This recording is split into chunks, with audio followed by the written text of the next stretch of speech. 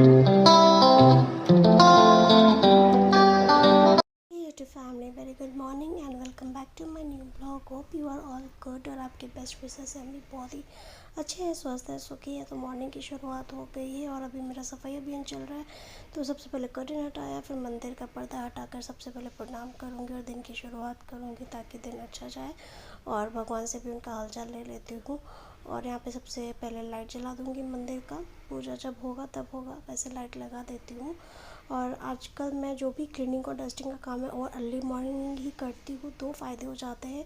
एक तो मेरी मेड 8 बजे आती है तो दिमाग में रहता है कि 8 बजे तक ये काम कंप्लीट करना है, और जो भी डस्ट वगैरह निकलता है तो वो झाड़ू पोछे में निकल जाता है, तो फिर मुझे दोबारा मेहनत नहीं करनी पड़ती है।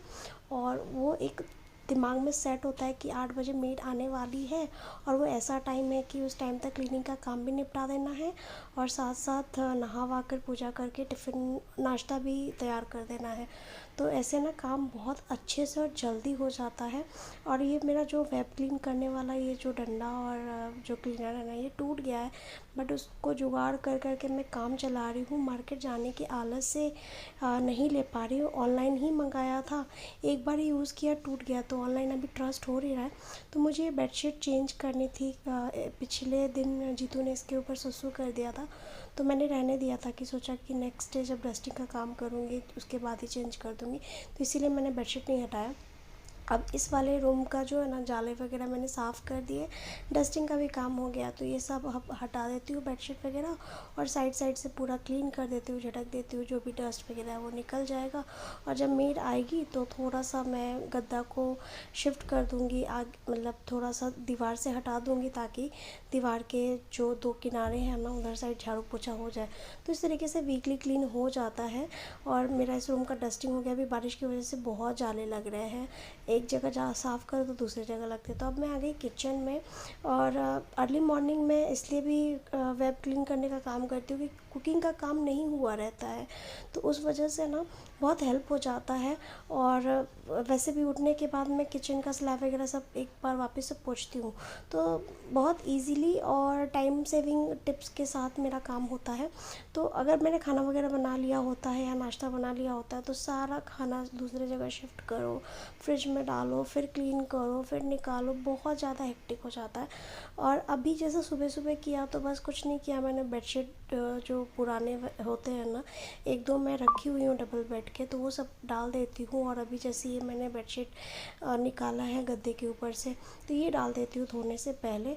तो इस तरीके से कवर करके मैं आराम से जो भी जाले वगैरह है किचन का वो साफ़ कर देती हूँ। देखो, ये देखो कैसे गिर जा रहा है, और इसका कोई उपाय भी नहीं है। और डीमार्ट में मैंने इस बार खोजा तो मुझे मिला नहीं।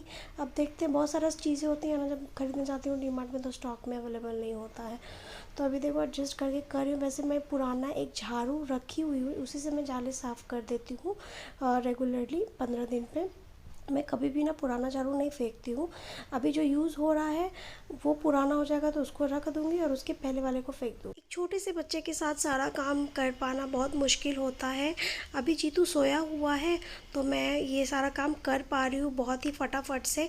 जगह रहेगा तो कैसे कर पाऊँगी ना, वो पीछे पीछे घूमते रहेगा, तो डस्टिंग है, गंदगी है, तो वो उसके टच में आएगा तो उसकी भी तबीयत ख़राब हो सकती है। और वैसे भी मुझे डस्ट से बहुत ही ज़्यादा एलर्जी है, मुझे सफोकेशन होने लगता है, इनहेलेशन में प्रॉब्लम होने लगती है, हेडेक होता है। तो मैं इन डस्टिंग का काम जब भी करती हूँ तो मास्क वगैरह पहन के करती हूँ, बट अभी नहीं पहनी हूँ क्योंकि हड़बड़ी में मैंने स्टार्ट किया कि फटाफट से। एक तो मेड आ गई, उसका झाड़ू का काम हो गया, तो अलग ही टेंशन चल रहा है दिमाग में कि उसके पोछा लगाने से पहले मुझे ये काम निपटा देना है, तभी तो झाड़ू पोछा के साथ सब हो जाएगा। जैसे ही हो जाएगी तो ये सारा काम मुझे ख़त्म करना है, और तब तक जीतू भी उठ जाएगा। और मैं नहाने से पहले चाह रही थी कि मैं नोज़ वगैरह क्लीन कर लूँगी तो आराम से मुझे कोई दिक्कत नहीं होगी, नहीं तो पूरा दिन मुझे हेडेक होते रहेगा।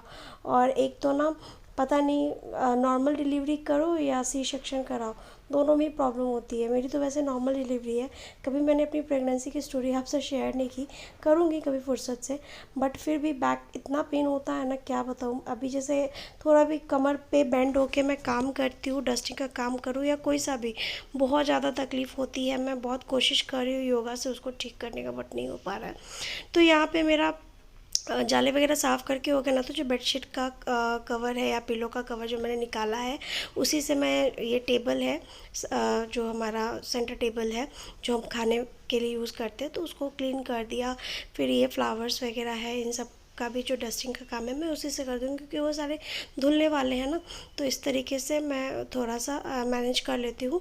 और ये जितना भी है आज ऊपर ऊपर फ्रिज का हो गया, ये अपना शू रैक हो गया, सबका आज मैं डस्टिंग कर देती हूँ। वैसे तो ये मेरा डेली क्लीनिंग में आता है। और सबसे इम्पॉर्टेंट होता है ना कोई भी काम को आसान करना, कि पहले बांट लिया जाए कि कौन सा काम डेली क्लीनिंग में करना है, कौन सा वीकली करना है और कौन सा मंथली करना है। वैसे वेब क्लीनिंग का काम जो है ना वो महीने में मैं करती हूँ। और ये जो शू रैक हो गया, फ्रिज हो गया, सेंटर टेबल, सोफ़ा, ये सारा जो है मैं डेली क्लीनिंग में करती हूँ, तो ज़्यादा गंदा नहीं होता है, आपको दिखता भी होगा। और ये मेरा स्टैंड है ना, स्टैंड पे जितने भी कंटेनर्स वगैरह हैं उनको क्लीन करने का काम मैं वीकली करती हूँ। तो ऐसे बांट के करने पे घर साफ़ सुथरा भी रहता है और एक ही बार में सारा लोड नहीं आता। क्लीनिंग का काम निपटाते से गई, नहा के आई, फटाफट से पूजा की, उसके बाद आ गई किचन में ब्रेकफास्ट बनाने के लिए। रोहित नहाने जा चुके हैं और मेरे पास 15 मिनट टाइम है, उसी में मुझे नाश्ता बनाना है।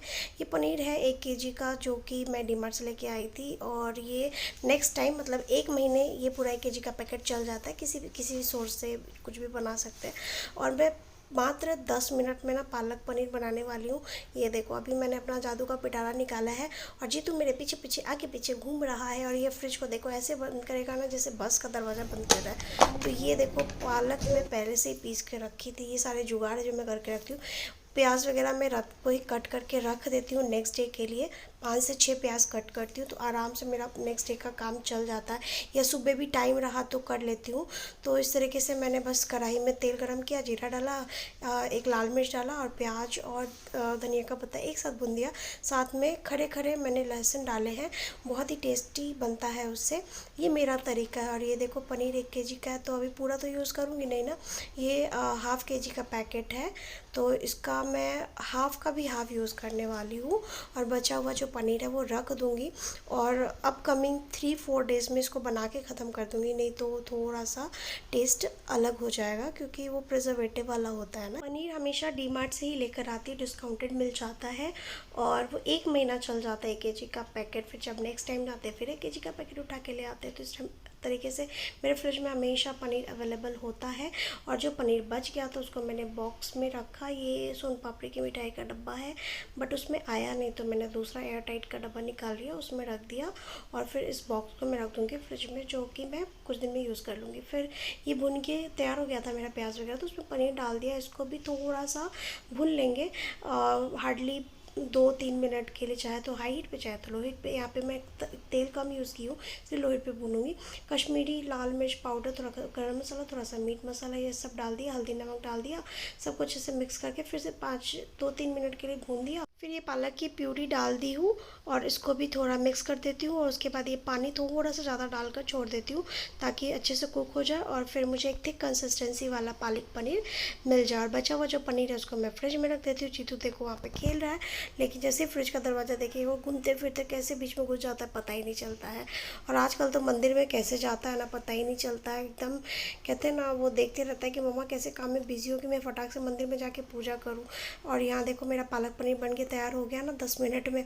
और रोहित अभी तक नहा ही रहे, सोचो। अभी फटाफट से रोटी बनाऊँगी, उनको दूँ। ऐसे कुछ छोटे मोटे प्रिपरेशन और प्लानिंग के साथ मैं कुकिंग करती हूँ, जिससे मेरी कुकिंग ना बहुत ही जल्दी हो जाती है। एक छोटू सा बटर का टुकड़ा डाल दिया, इससे टेस्ट बहुत ही इन्हांस हो जाता है, पालक पनीर का बहुत टेस्टी लगता है। और प्री प्लानिंग से और कुछ प्रिपरेशन कर लेने से ना हमारी कुकिंग बहुत ही जल्दी हो जाती है और बहुत सारी वैरायटी बना सकते हैं, टेस्टी खाना बना सकते हैं। तो यही रहा आज का ब्लॉग। उम्मीद करती हूँ पसंद आएगा। पसंद आता हो चैनल पर तो सब्सक्राइब कर लेना। Bye bye, take care. फिर मिलती हूँ नेक्स्ट वीडियो में।